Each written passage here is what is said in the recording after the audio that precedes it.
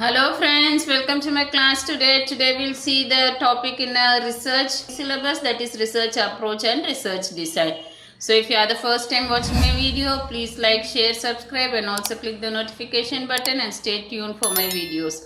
So coming to the research approach, so definition is it is a plan and procedure for research which provides a description about the steps in research from broad assumptions to the detailed methods of data collection, analysis and interpretation of the results. Okay, so research approach means there is some plans and procedures we have to follow from the starting till the ending of the research. Okay, that is from making an assumption of how to do the research to how we will do a data collection, what analysis and what type of interpretation, so that all those things we will put a plan or we will formulate a procedure or protocol how to move about with the study. That is called as the research approach. Okay, and next is research design. So it is nothing but a blueprint of a research. Okay, so for example, if a civil engineer wanted to construct a building, okay, so either a supermarket or a house, so whatever maybe, he goes to the site, looks for the site and he makes a plan, like he puts that this area I will make a bedroom, this will be the hall, this will be the shop area, so like this will be the parking area. So everything the civil engineer will go see that area, plan and make a blueprint. Okay, that means he draws everything and then he comes with a idea about how to build the study. Okay, only after seeing the site and then making a plan, he will start the construction. Okay, and then once he is making a good plan and the construction is effectively done, then there is a new invention, that is a new building like house or something is being created. Okay, same way research design also, we must do a blueprint or we must make a pictorial representation of how we are going to do the study. So that should be made in a coherent and a logical way. Okay, coherent means it should be meaningful, so that means it is understandable, and logical is it should have a sequence. Okay, so there is some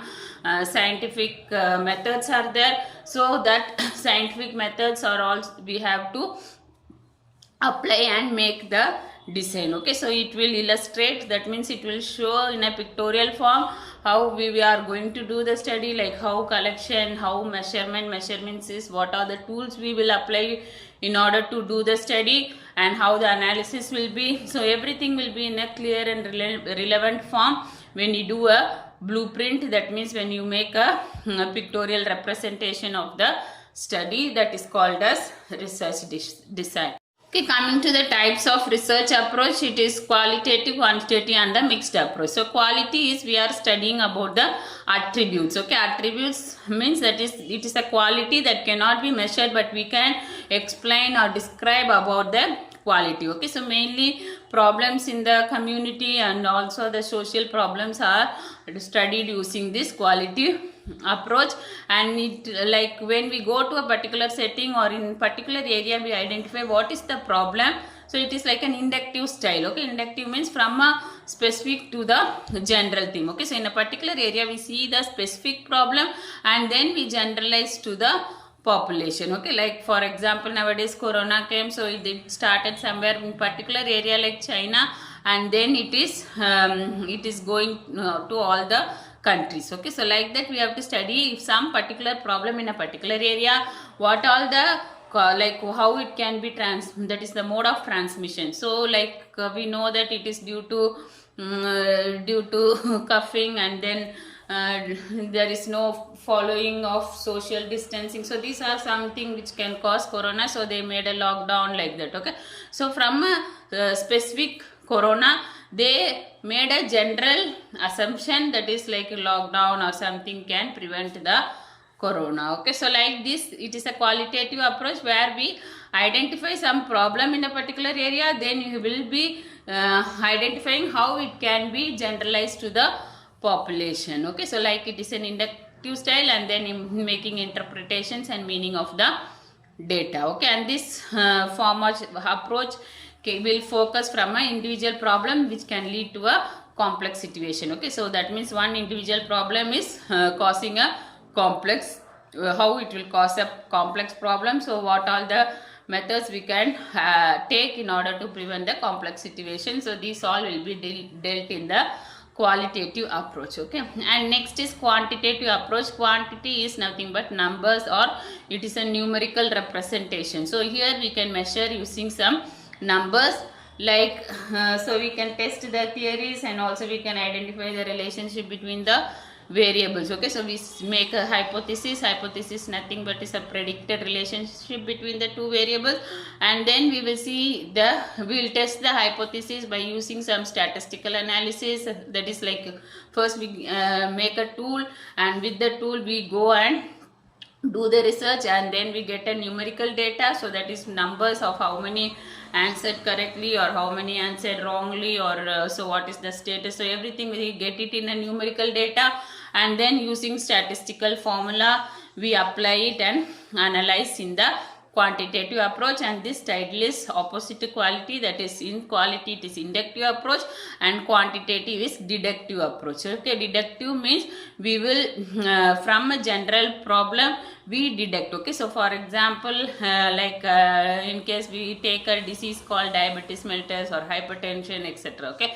so these diseases are almost in all the population all over the world. Okay, so many countries the people are suffering with hypertension. So a researcher, in order to get this numerical data, he cannot go to every country and do the research. It will be time consuming, and is also not possible. Okay, and we cannot know the researcher cannot do the procedure in every individual patients. Okay, so at that time he takes a representative sample. Okay, that means on the whole there are so many people suffering from diabetes mellitus, but he takes some sample in his area, or where he wanted to do a study in that population alone. He takes the sample, and then he sees that the sample is a representative sample. Okay, so that is from a general area he makes, that is he cut shorts the sample to a that is he from the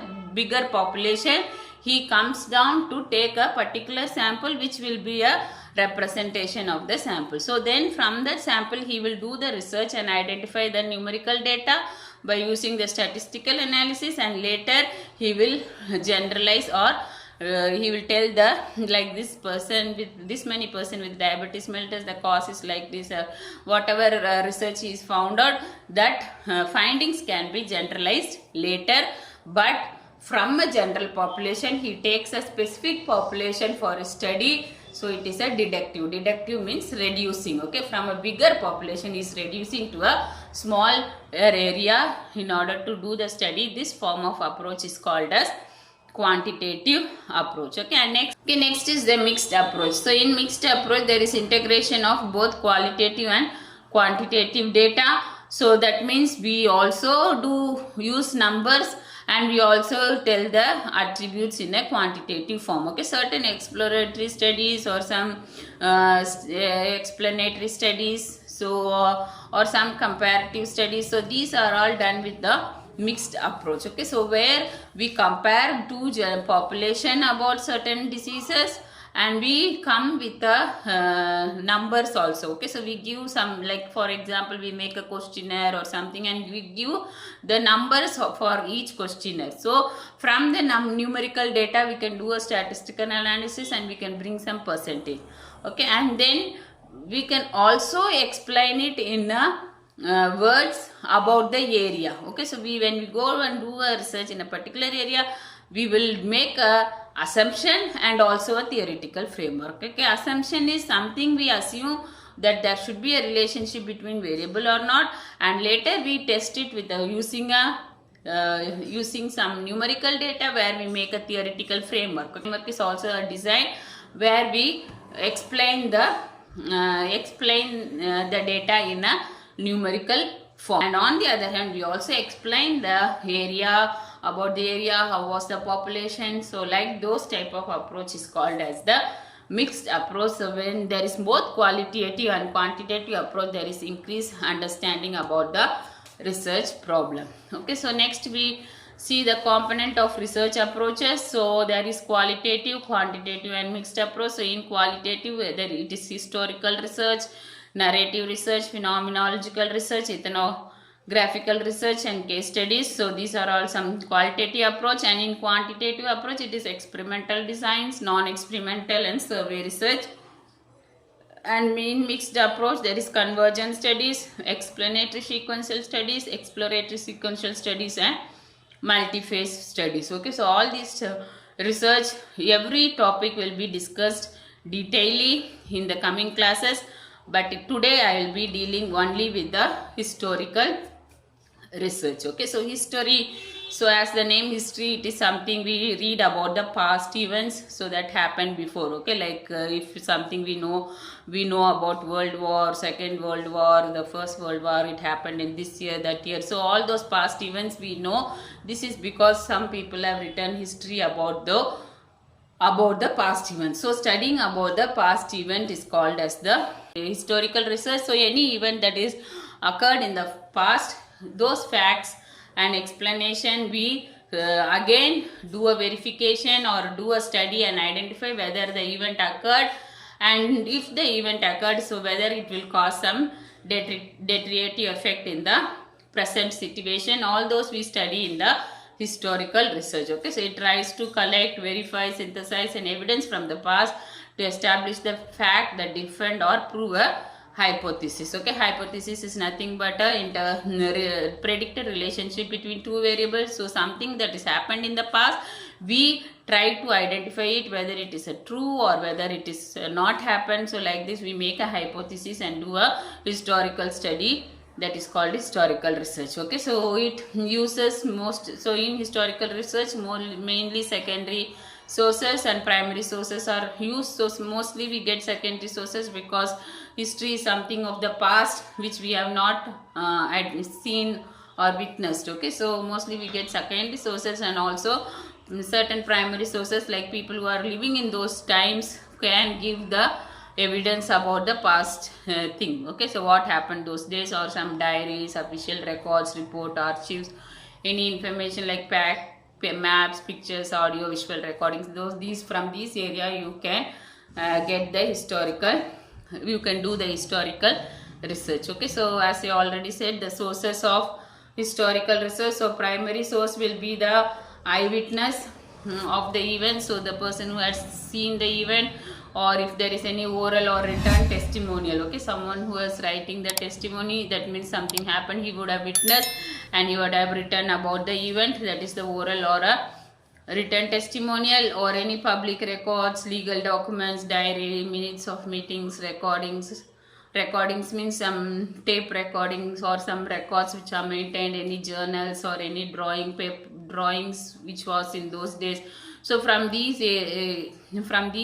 books we can get the primary sources, and also in libraries and university archives also you can find the historical primary sources. Okay, and secondary sources will be some oral or written reports. Okay, so reports which are given by some other person, the second hand person would have written that, and then second hand account of events. Okay, so any event someone not done but he had heard, that he would have written, that is called second hand account of events.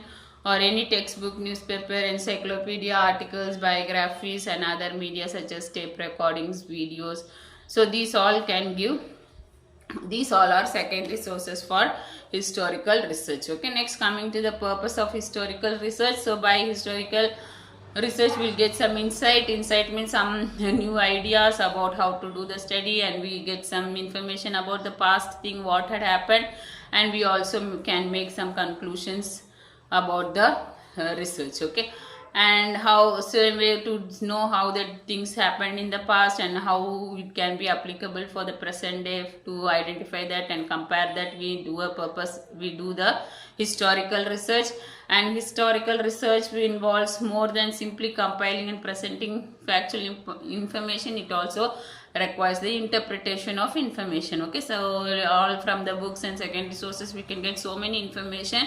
Just by writing that there is no use, but we also has to interpret is we have to identify like what happened, what occurred, what situation or incident caused the problem, so that in the future we can prevent those problems. Okay, so we have to interpret the situation. Okay, that is called, so you have to come with some conclusion or results from the past events, and it also contributes to understanding and significance regarding the phenomena to be studied. Okay, so we can identify what we wanted to study, and also it helps in making prediction. Okay, so something like a world war happened or earthquake happened, so we can make prediction that any time in future also these areas are prone for earthquake, or these areas are prone for flood. So like this, some predictions we can make for the future by doing a historical research. Okay, and next are the steps in historical research. So that is, first we have to develop an idea about the topic,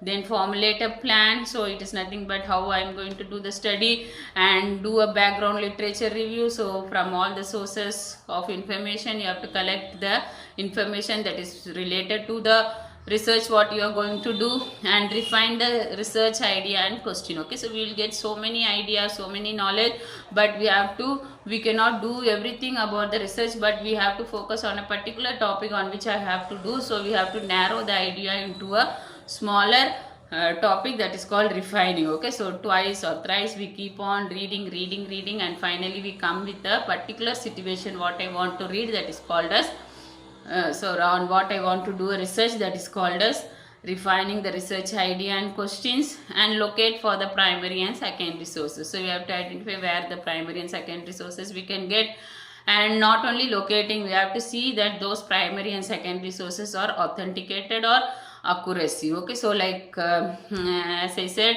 someone would have written something, so it may be a true, or it may be a some factual, or some story which he dreamt of. Okay, something which is not true also. So we have to evaluate whether the sources what we have found is accurate, or whether it is a true, or if there is some evidence for the sources. And once we find that, then we have to analyze the data. So that is, we have to make some predictions or calculation, or interpret the results what research we did.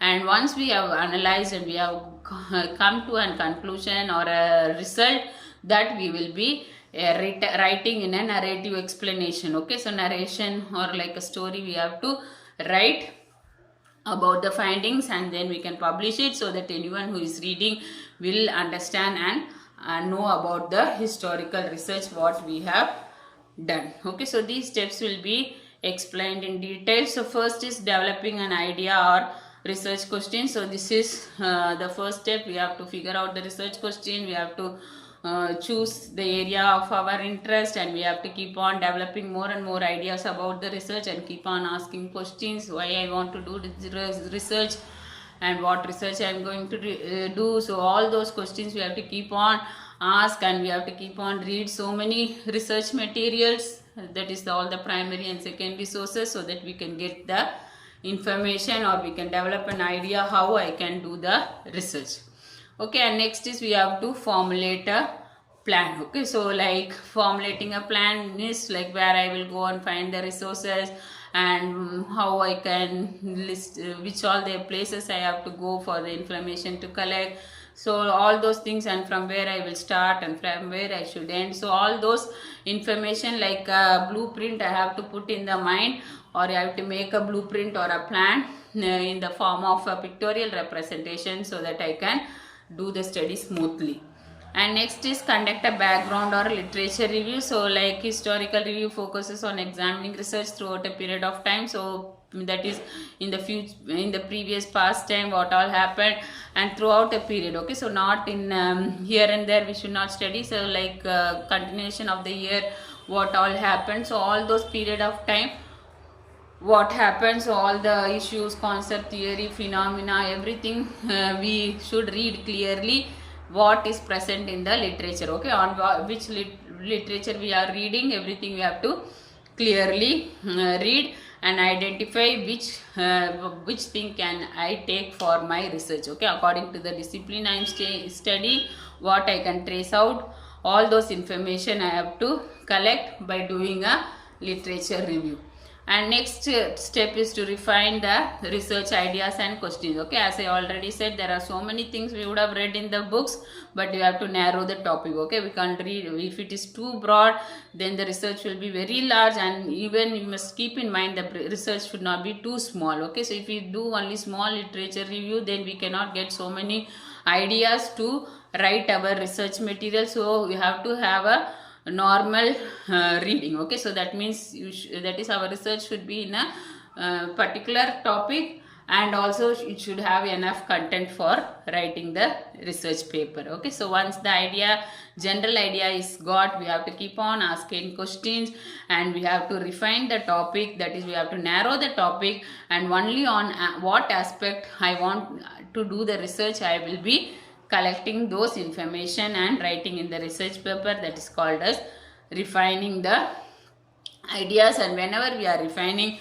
we must see that our ideas is on track. Okay, so I am starting something related to World War, then I should not go back to some earthquake or flood or something. Okay, so if my topic is on World War, only related to World War, how many people died and what was the consequence, so all those things, so related to the study only, that is on track, I have to study, not go, I should not deviate from the study. Okay, and next is location of the primary and secondary sources. Okay, so there are, as I said, there are primary and secondary evidence. So primary evidence is those person who have witnessed the events, and secondary evidence you will get from some books or encyclopedia. Okay, so these are the area like newspaper, diary, letters, interviews, speeches, or any legal documents or official statements, written first hand written work of some person. So from this area you can get the primary sources. And secondary sources is a person did not observe the event, but he, from someone stories or from some investigation or some evidence in the previous time, he would have written the story. That is called a secondary evidence. It can be got from biographies, cited studies, or any author work, or any compilation of essays.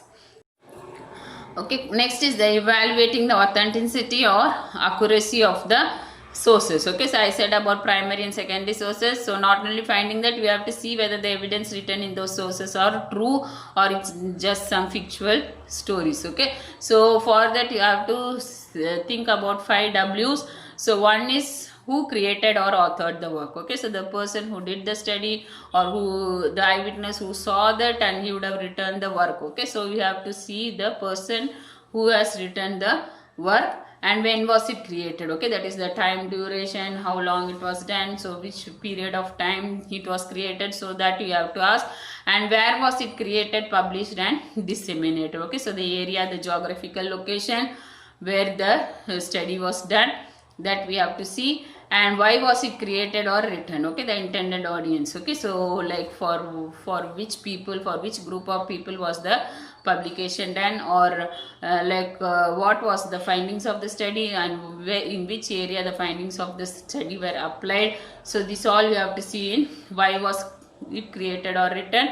And last is what is the document about. Okay, so any document, when the paper person is writing, there is a central theme or aim about the document, so you have to identify what is the document about. Okay, so like that we have to keep on asking questions and see whether the accurate sources are accurate. Okay, and for secondary sources, the 5 W's are: who is the historical actor or the subject to be researched. Okay, so this is the someone who had heard the story about the histories, he would have written the research. So you have to see the main person who had the main person on whom the topic was made. Okay, so that is the historical actor.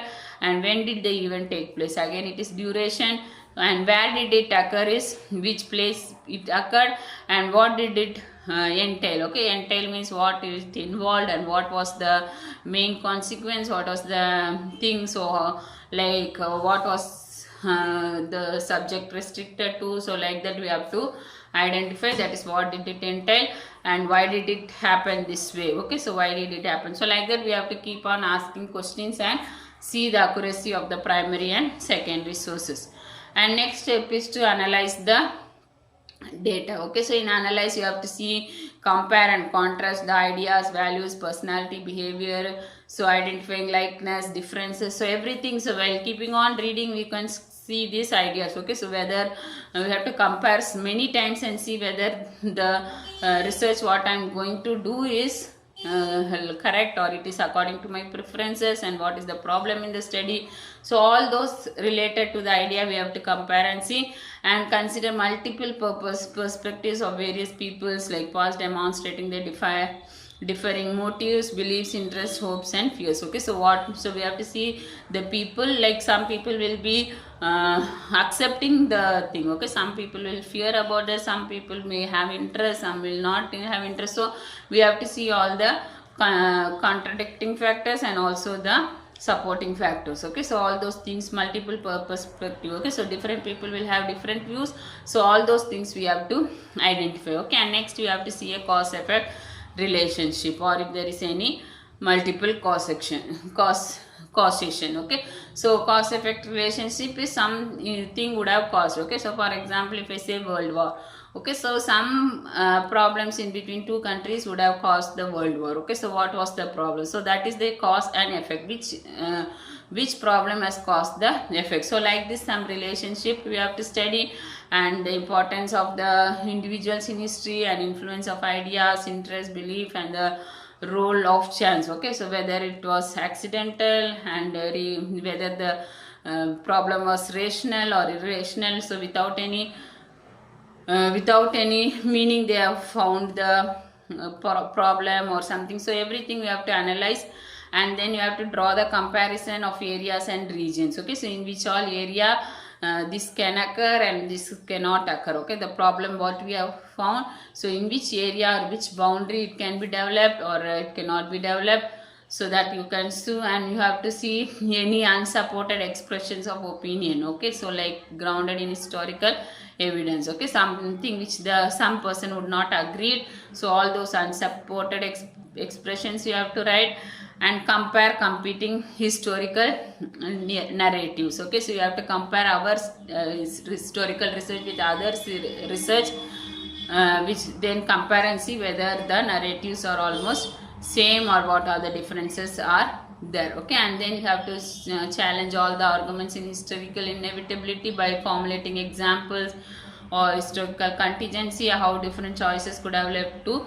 different consequences. Okay, so all those comparisons, and what all the challenge, what all the problem, what all the choices are there. Okay, and how, and finally we have to interpret the history as tentative subjects. So we have to, when we are interpreting the history, we have to see, we have to write in such a way that the thing that happened is a tentative. Okay, so means for that time this information was this all the information we got. Okay, maybe new information we can add when the years pass by. Okay, and new interpretations can be also got in the future years. Okay, and evaluate major debates and historians also alternative interpretations of the past. Okay, so we have to talk with other professors related to the historical, other experts, and we have to have debates with them, and then we have to see that what all the alternative interpretations are there, and so everything we have to analyze by seeing whether we did the research correctly.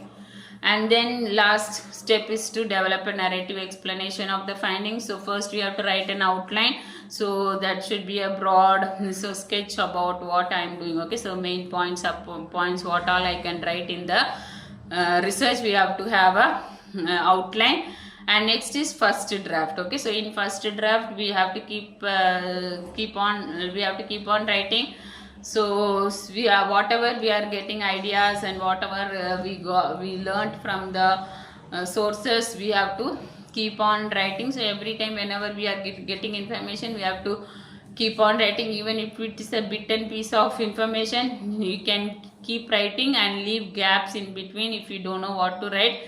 So later you can again go and read, and then you can fill the gaps. Okay, and next is second draft. So second draft is when we get a first draft, we have to read thoroughly and see which all area we did the mistake and where all gaps are there.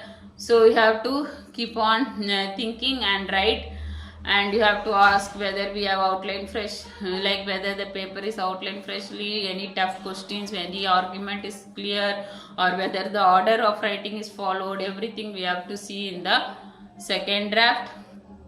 And if you want to write some paragraphs or course or any factual information, that you can add in the second draft. Okay, and last is the final draft. So here you have to see the rules for good writing and check the accuracy, whether all the words are suitable in the particular place, and if there is any possible. So usually while writing a historical research, you have to use active voice and verbal construction. So you should not use any non or something which happened, like it was told by this person. Okay, so this information was given by that person. So like that, you should not use some awkward constructions. Only actively what you participated, those effective information should be written.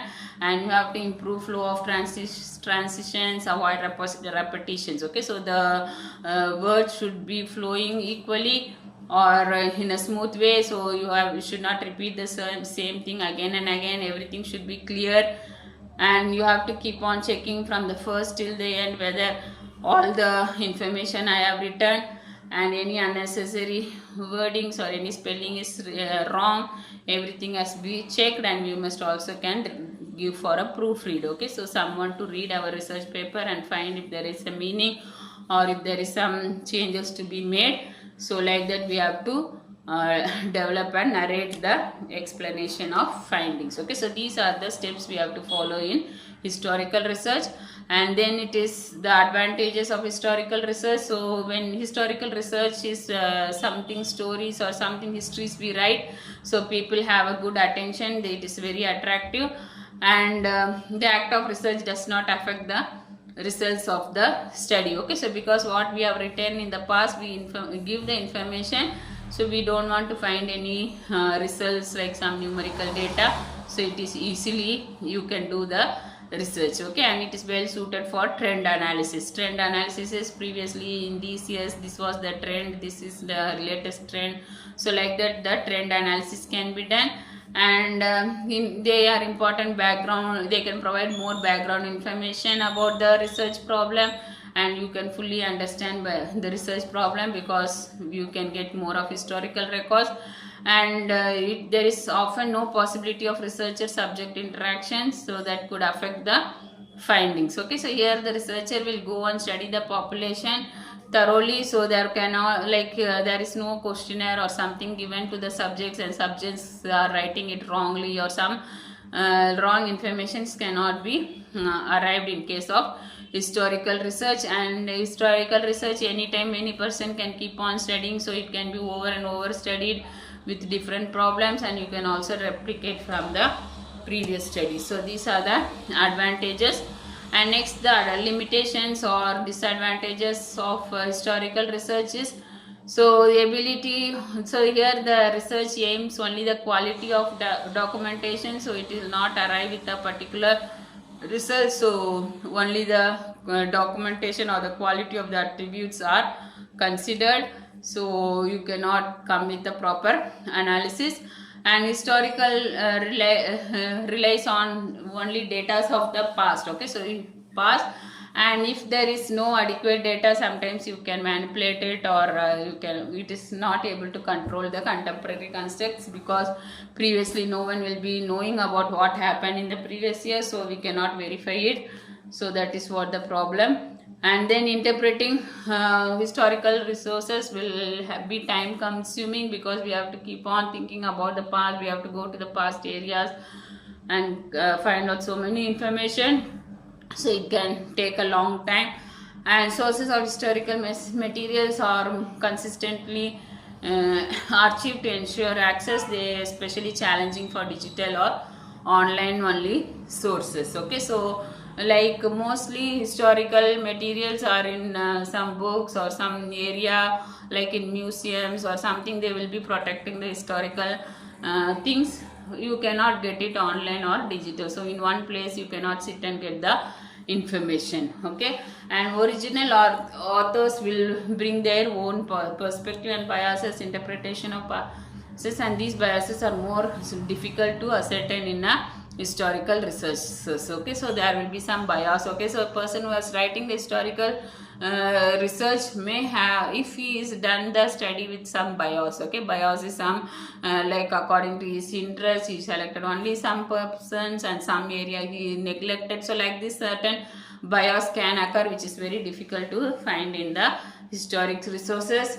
And there is a lack of control over external variables, so the validity of the study can be weak, and it is rare that entirely historical documents need to fully address the research problem is available. Therefore gaps need to be acknowledged. Okay, so we cannot solely depend on the historical documentation. So because there can be so many gaps, or some things can be, some past events can be left without identifying, so everything should be acknowledged in this area. Okay, so these are the limitations or disadvantages. I hope you would have understood my study. Please like, share, subscribe, and also click the notification button for regular videos. Thank you for watching.